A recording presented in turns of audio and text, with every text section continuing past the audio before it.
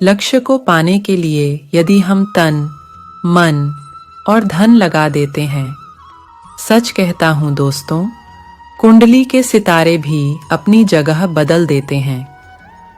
घरे केमिति रखिबे शंख आसंतु जानिबा। आपण घरे शंख पूजा करुछंती कि? तेबे जानंतु एही बड़ कथा। मु गीतांजलि आसी सांग मैंने आ गोटे बढ़िया सुंदर वीडियो नहीं कि आम भारतीय संस्कृति रे समस्त घरे शंख थिबो। भारतीय संस्कृति रे शंखर गुरुत्वपूर्ण स्थान रही। शंखर ओम ध्वनि प्रतिध्वनित होइथाय।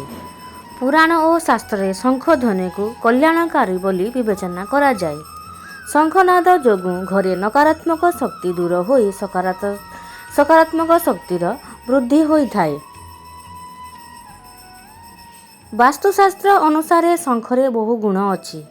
यह द्वारा घर को सकारात्मक शक्ति आसी थाए। शंख ध्वनि द्वारा शोइथिबा भूमि मध्य जागृत होई शुभ फल देई थाए।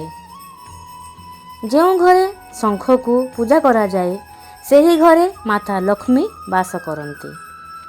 ଲକ୍ଷ୍ମୀଙ୍କ ପରି ଶଙ୍ଖ ମଧ୍ୟ ସାଗରରୁ ଉତ୍ପନ୍ନ ହୋଇଥିଲେ। ସମୁଦ୍ର ମନ୍ଥନ ସମୟରେ ସାଗରରୁ 14 ରତ୍ନ ମଧ୍ୟରୁ ଶଙ୍ଖ ଅନ୍ୟତମ। ଘରେ ଶଙ୍ଖକୁ ରଖିବା ଦ୍ୱାରା ଅନେକ ପ୍ରକାରର ବାସ୍ତୁ ଦୋଷରୁ ମୁକ୍ତି ମିଳିଥାଏ।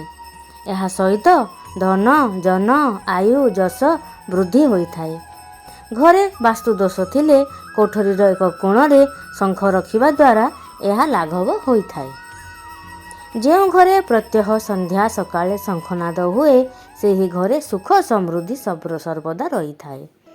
ଶଙ୍ଖକୁ ବିଜୟ ସମୃଦ୍ଧି ସୁଖ ଶାନ୍ତି ଖ୍ୟାତି ଏବଂ ଲକ୍ଷ୍ମୀଙ୍କ ପ୍ରତୀକ ଭାବରେ ବିବେଚନା କରାଯାଏ। ଶଙ୍ଖ ହେଉଛି ଧ୍ୱନିର ପ୍ରତୀକ।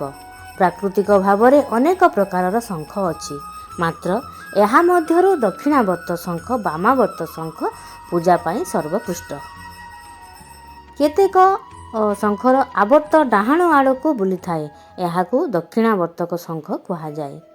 ସେହିପରି କେତେକ ଶଙ୍ଖର ବାମ ଆଡ଼କୁ ବୁଲିଥାଏ, ଏହାକୁ ବାମାବର୍ତ୍ତ ଶଙ୍ଖ ବୋଲି କୁହାଯାଏ। କୌଣସି ଶଙ୍ଖର ଆବର୍ତ୍ତ ଡାହାଣ ଆଡ଼କୁ ବୁଲିଥାଏ, ଏହାକୁ ଦକ୍ଷିଣାବର୍ତ୍ତ ଶଙ୍ଖ ବୋଲି କୁହାଯାଏ। ଦକ୍ଷିଣାବର୍ତ୍ତକ ଶଙ୍ଖ କ୍ୱଚିତ ମିଳେ ଓ ଦକ୍ଷିଣାବର୍ତ୍ତକ ଶଙ୍ଖ ଯାହାର ଥାଏ ସେ ଆପଣାକୁ ଭାଗ୍ୟବାନ ମନେ କରେ। ସମୁଦ୍ରରେ ନାନା ଜାତୀୟ ଓ ନାନା ଆକାରର ତଥା ବର୍ଣ୍ଣର ଶଙ୍ଖ ଦେଖାଯାଆନ୍ତି।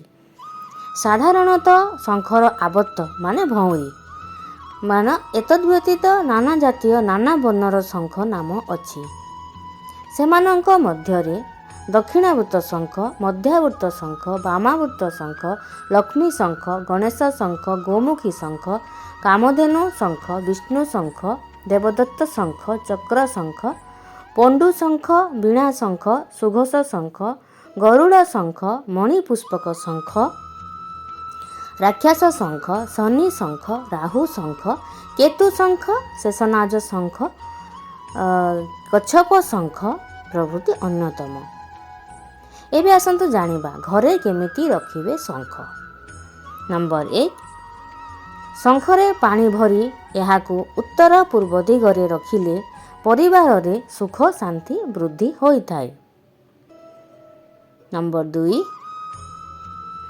ପିଲା ଅଧ୍ୟୟନରେ ଦୁର୍ବଳ ଥିଲେ ଶଙ୍ଖରେ ପାଣି ଭର୍ତ୍ତି କରି ଏହି ପାଣିକୁ ପିଇବା ଦ୍ୱାରା ବୌଦ୍ଧିକ ବିକାଶ ହୋଇଥାଏ। ନମ୍ବର 3, ଦକ୍ଷିଣ କୋଣରେ ଶାଳଗ୍ରାମ ଏବଂ ଲକ୍ଷ୍ମୀଙ୍କୁ ପୂଜା କରିବା ଦ୍ୱାରା ଧନ ଲାଭ ହୋଇଥାଏ। ନମ୍ବର 4, ଯେଉଁ ଘରେ ବାସ୍ତୁଦୋଷ ଯୋଗୁଁ ନକାରାତ୍ମକ ଶକ୍ତି ସୃଷ୍ଟି ହୋଇଥାଏ ସେହି ଘରର ଈଶାନ କୋଣରେ ଶଙ୍ଖ ବଜାଇବା ଦ୍ୱାରା ସେହି ଘରର ବାସ୍ତୁଦୋଷ ଦୂର ହୋଇଥାଏ। ନମ୍ବର 5, ଶଙ୍ଖ ପୂଜା କଲେ ସମସ୍ତ ମନୋବାଞ୍ଛା ପୂରଣ ହୋଇଥାଏ। ନମ୍ବର 6, ଶଙ୍ଖ ଧ୍ୱନି ସାତ୍ୱିକ ଶକ୍ତି ସଞ୍ଚାର କରିଥାଏ। ତ ସାଙ୍ଗମାନେ ଆଜିର ଏଇ ଛୋଟିଆ ଭିଡ଼ିଓଟି କେମିତି ଲାଗିଲା ନିଶ୍ଚୟ ଜଣାଇବେ। ଯେଉଁମାନେ ନୂଆ ଅଛନ୍ତି ସେମାନେ ସବସ୍କ୍ରାଇବ୍ କରିଦେବେ ଆଉ ଭିଡ଼ିଓଟି ଭଲ ଲାଗିଲେ ଲାଇକ୍ ସେୟାର କମେଣ୍ଟ ମଧ୍ୟ କରିଦେବି। ତ ଆଜିର ଭିଡ଼ିଓ ଏତିକି ଥାଉ, ଆଉ ଗୋଟେ ସୁନ୍ଦର ଭିଡ଼ିଓ ନେଇକି ନିଶ୍ଚୟ ଆସିବି। ଜୟ ଜଗନ୍ନାଥ ସାଙ୍ଗମାନେ।